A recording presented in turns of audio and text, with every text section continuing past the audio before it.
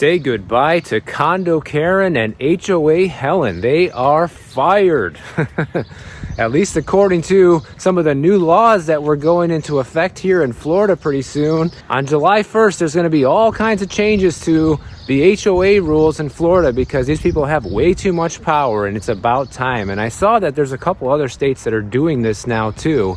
And hopefully all states across the country start doing this and limiting the power of these condo associations and homeowners associations, because honestly, it is criminal what they get away with, guys. And I mean, just look at this neighborhood I'm walking through right here. By the way, we're in Louisville, Kentucky. Oh, you think they're gonna let you hang that flag? Probably not. Oh, your house has a wrong color brick? That's too bad. You're gonna have to paint it to this color house over here. You know what I mean?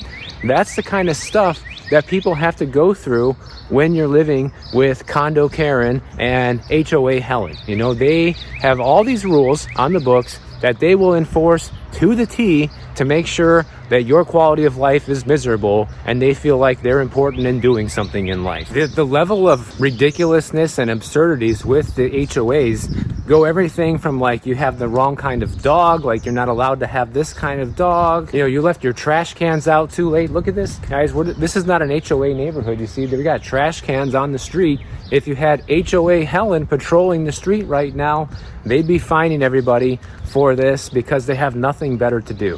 Now, let me first off say that there is a time and place for enforcing the rules of any community, and that's what the rules are there for. But some of the rules are so monotonous and ridiculous that they should be abolished. You know, as long as everybody is taking care of their property and things look good and no one's doing anything that really hurts anybody else, that should be kind of the extent of the rules. It shouldn't be things like what time the trash can be left out until, or if your hose is left out in the middle of the night, or if your Christmas lights are up past Christmas for too long. Things like that shouldn't matter. You know, those are not affecting someone else's quality of life. Now, by the way, I chose this beautiful historic looking neighborhood here in Kentucky because it just looks so nice, guys. It looks like it has a lot of old world charm here. And, you know, I've never really walked through a neighborhood like this before. So I thought it'd be a cool spot for a video.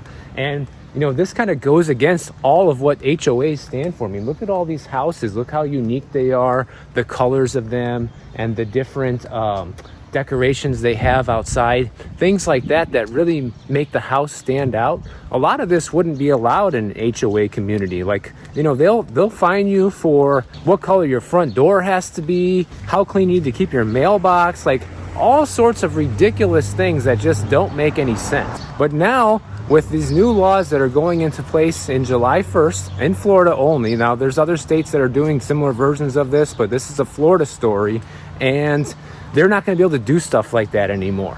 You know, there's not going to be able to fine you for what they call trivial transgressions, which is exactly what it is.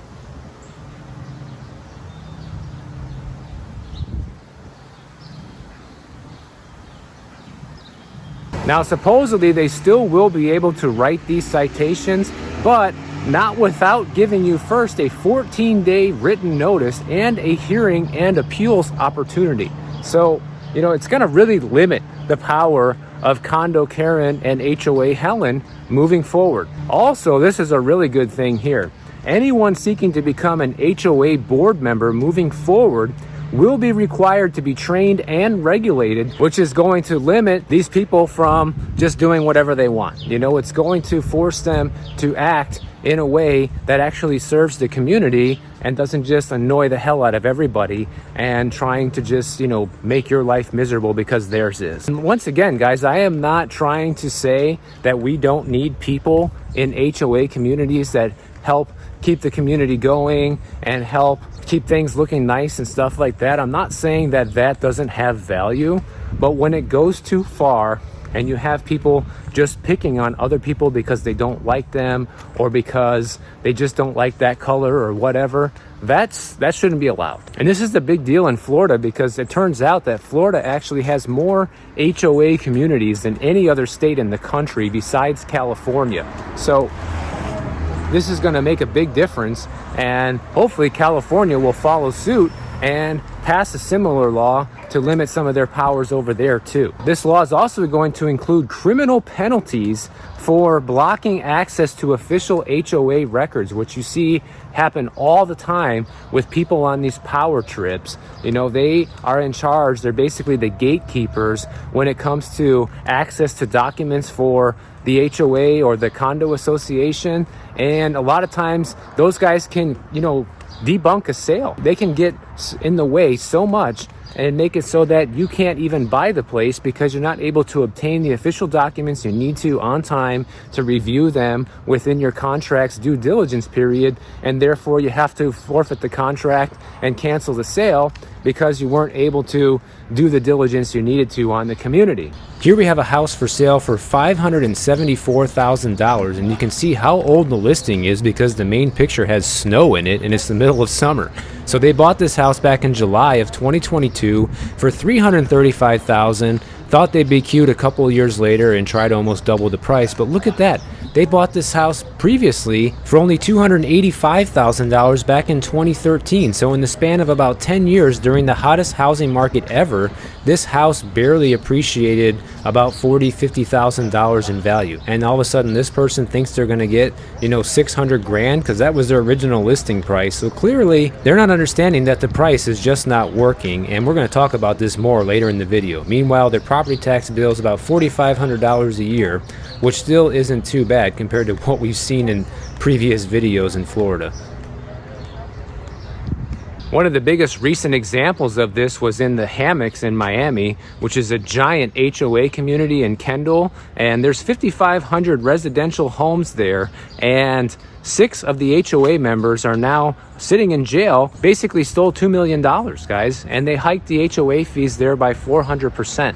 So there's going to be penalties for this stuff moving forward. How there was no penalties for this before, I have no idea. You know, the fact that these people that are stealing from HOAs would just basically walk in the past and never get prosecuted is a crime in itself. That was not against the law or prosecutable, and now it finally is going to be. As far as I'm concerned, they should go back and prosecute people going back 20, 30 years ago that have stolen anything from any HOA and make sure that those people are served justice, especially with how much HOA fees have gone up and how much the cost to maintain everything has gone up. They need to go after these people that have stolen something from them in the past. Of course, statute of limitations probably wouldn't allow that, but you know, it's a nice thought. But I will tell you guys, if you are looking at an HOA and they are not wanting to let you see the finances or the official records of the HOA, that is a huge red flag that probably something suspicious is going on there.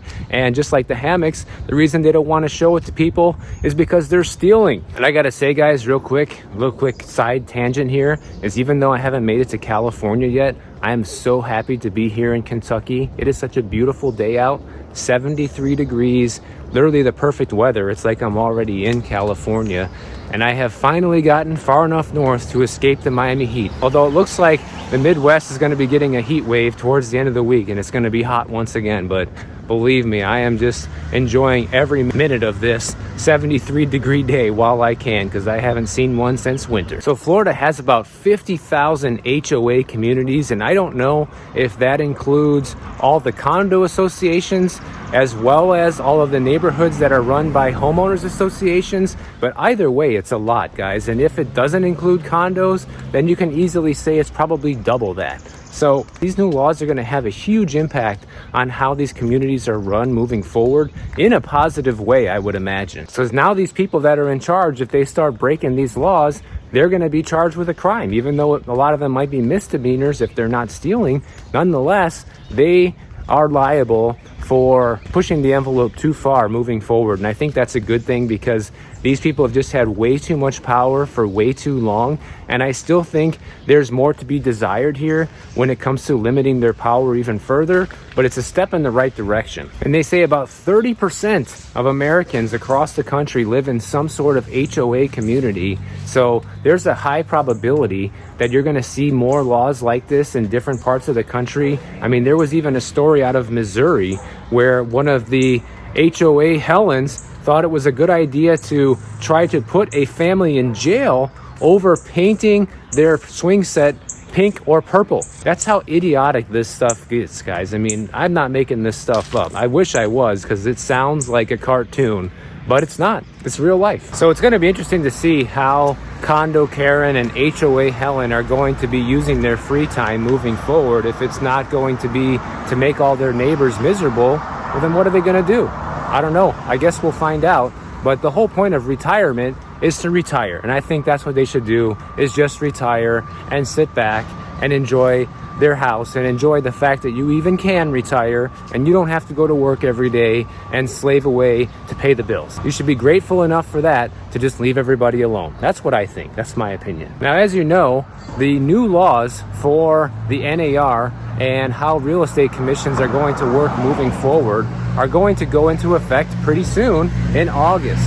And a lot of people are starting to wonder now if they should wait to sell their house until August, or if they should do it now, because after August they will no longer be forced to offer a commission to the buyer's agent. Now, you never were forced to, but it's just been standard practice for so long that people just usually go along with it and do it. However, that won't be the case starting in August. And technically, moving forward, sellers can start offering a 0% commission to the buyer's agent. Like I've predicted, this is going to cause a lot of problems with buyers. And look, guys, we're already in a situation where home sales are literally at the lowest level that they've been since 1978, even though we have like 130 million more people here in this country now. So that already shows you how bad things are with real estate right now. But if that wasn't bad enough, this is going to deter buyers even further, because now many times they're going to be on the hook for paying the commission themselves to their real estate agent if the seller's not offering a commission. Can't escape the leaf blower guy. Louisville, Kentucky. They got a really loud one here. So some of the scenarios moving forward can be things like, well, the money will still come out of the seller's pocket if the seller agrees to that. You could also have situations where the buyer will pay the full commission out of pocket. I don't see many people offering that up right now, especially with where home prices and interest rates are. People can't even afford to pay today's prices and rates, let alone fork out another 15 or 20 grand for their real estate agent. Or they say the buyer may indirectly, by adding their agent's commission to the price of the house when they make an offer. Who's going to do that, guys? Nobody's going to do that. Are you going to overpay for a house so that way your real estate agent can get paid? Absolutely not. So I just can't wait to see how this is going to shake out in real life. And unfortunately, we're probably going to have to wait until the end of the year to see any real world scenarios on this, because it's only happening in the middle of August. You know, it's going to take a few months for things to really shake out and to get some real world examples of how this goes. But for any real estate agents who watch my channel that are going to be living through this in real life, once you start going through this as a buyer's agent or whoever, just let me know. You know, shoot me an email with the scenario, how it went down, who paid for what. It'll be interesting to share some real life situations on how people are handling this after August 17th. Because there's just so much talk about how this is going to save the seller so much money. You know, you're going to save an extra 2.5% or 3% by not paying the buyer's agent. But like I said in previous videos when I've covered this, all that's going to do is make your house less appealing to show.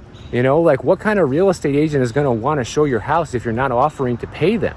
No one's going to want to do that. And a lot of people have said, okay, well, then the buyers are just going to go straight to the seller and the listing agent and buy it that way. Well, then the listing agent's going to want compensation for working with that client as well, because they're already getting paid to work with the seller and do all of the marketing and the selling of this house. Now they're going to have to work with the buyer and deal with all of the issues that come up on the buying side too for free? I don't think so. I guarantee you these people are not going to be working for free. So in the end, somebody's going to pay. And that creates new problems too, because in a lot of states, you're not even allowed as a selling agent of the property to go ahead and work with the buyer as well. It's just against the law. You can't be a dual agent. So there's still a lot of unsolved issues that are coming up with this that we haven't seen in practice in real life yet. So it's going to be interesting to see how this is going to work out in the end. Now, one thing a lot of home buyers can do moving forward to try to mitigate this is they can ask the seller for a larger amount of closing costs or credits at closing in order to help pay their real estate agent But it's the same thing, guys. Like, what's the difference? You know, at that point, the seller's still going to be forking out money for the commission. So why don't they just offer it up? It's just kind of silly, this whole thing.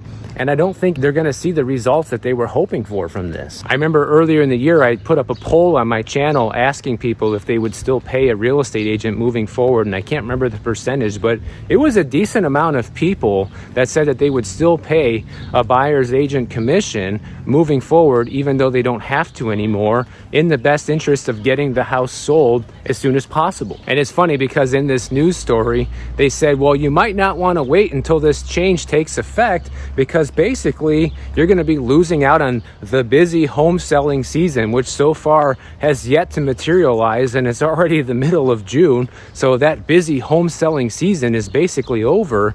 And even though this is kind of a push to get people to list properties now, as these stories usually are, of course, as a real estate article, they're going to want you to list your house for sale today, not tomorrow. But in any case, there is actually legitimacy to this, because this new change isn't going into effect until August 17th.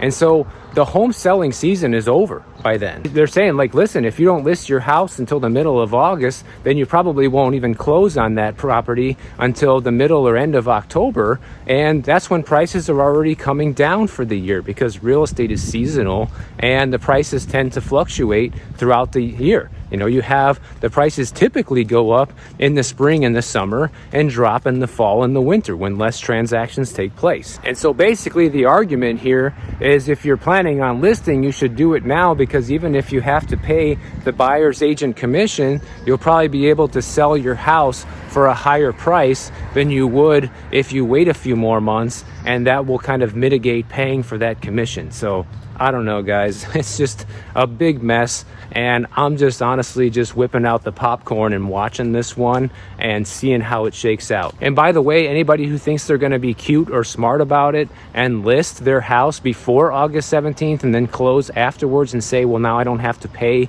the buyer's agent, that's not how it works. Because when you sign your listing agreement to sell the house, that is a binding legal document, and you agree in that document to pay the buyer's agent a commission, and you can't change that later down the road after the fact just because the deadline for this has passed. So just be aware that if you think you're going to be smart and try to outsmart the system or whatever, that's not going to work. And honestly, I've told people this too before. If you're somebody that doesn't want to pay the commission, then don't. You know, list with one of those services that charges you a few $100s to list the property on the MLS. And by the way, the commission that you're going to pay will go to the buyer's agent, because that's how those MLS brokerages work. You pay a flat fee to list your property on the MLS, and then the full commission you pay goes to the buyer's agent, not your listing agent, FYI.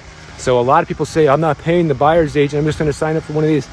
You're paying the buyer's agent, just so you know. Now, as many of you probably know, the price of a house is the most important factor in how fast the home will sell, or if at all. And like this house we just saw towards the beginning of the video, they've been trying to sell this house for years for chronically more money than they can actually get for it. And that's why this house continues to just sit on the market and is not being sold. The price of real estate has always been the biggest factor in how much success you're going to have in selling a house. But I would argue that right now it is more important than ever, guys, because the thing is, many buyers can't afford real estate at today's prices and rates. And if you're competitive on the price, that's going to be the number one thing that's going to make your listing stand out versus any other house in the neighborhood. But the thing is, a lot of sellers don't want to give away the house, and you don't have to. What you have to do is price your house competitively. Say, for example, you know, this guy here is asking $450,000 and you're selling the house next door. Maybe you can list yours for $435,000. You know, is 15 grand really going to make or break you in the end?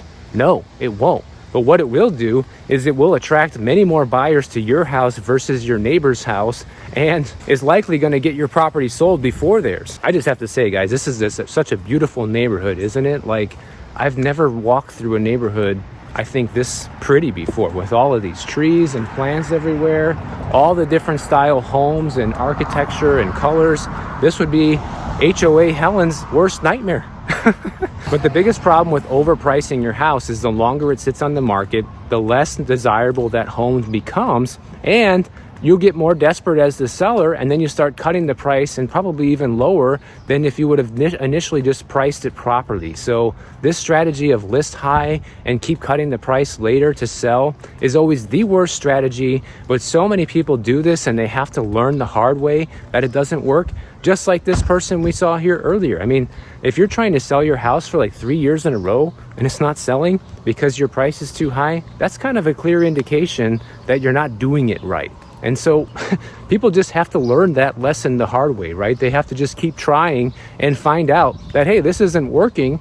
And eventually they'll get with the program and sell the house for what it's really worth. Also, when your house sits on the market for too long, it creates a stigma around the house. Like, well, something must be wrong with this house if it's just sitting here all this time and no one's buying it. But 9 times out of 10, it's the price. But more sellers are getting with the program because we're seeing a record level of price cuts across the country right now, where I think Redfin reported over 9% of listings have a price cut recently, which is huge. And the problem is these houses were all overpriced to begin with, guys, and there's data on this that actually shows you that when the house is priced properly, how much faster it sells. Like, for example, Zillow took a look at this, and they found out that homes that sold as soon as they hit the market, those sales prices were within 1% below the list price, while homes that are on the market for 2 months sold at 5% below the list price. And the homes that sit on the market the longest, we're talking about a year,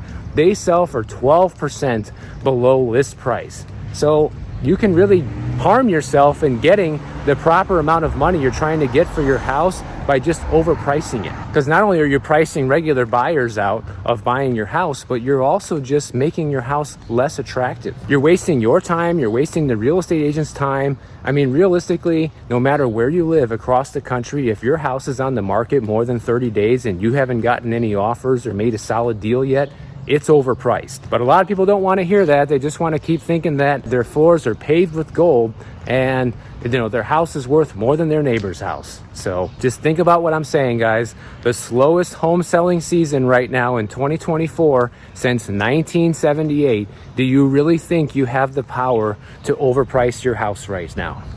No. Just go ask HOA Helen or Condo Karen. They'll tell you how overpriced your house is and that you're going to need to lower it.